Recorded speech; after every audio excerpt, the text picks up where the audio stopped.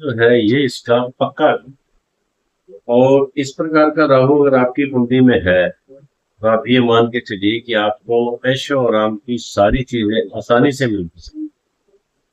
लेकिन धनु या मीन राशि का अगर राहु है तो मैंने पहले वीडियो में ही बताया कि ऐसा जातक चोरियां करना सीख जाता है, जल्दी आत्मा का शिकार हो जाता है। और छठे घर में वैसे भी देखा गया है कि मैंने गुरु का भी पढ़ा हुआ है। छठे घर में अगर गुरु आ जाता है तो ऐसा व्यक्ति ज्ञानवान तो होता है लेकिन उसकी कोई मानता नहीं, कोई सुनता नहीं।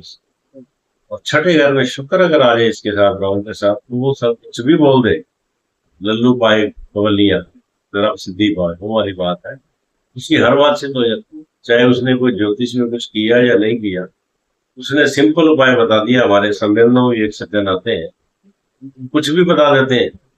सात लोगों का झगड़ा क्या, ये क्या, वो क्या, और उनकी बातें सही हो जाती है। तो ये कुदरत की चीजें होती हैं, किसी किसी को बख्शता है ऊपर वाला। Thank you for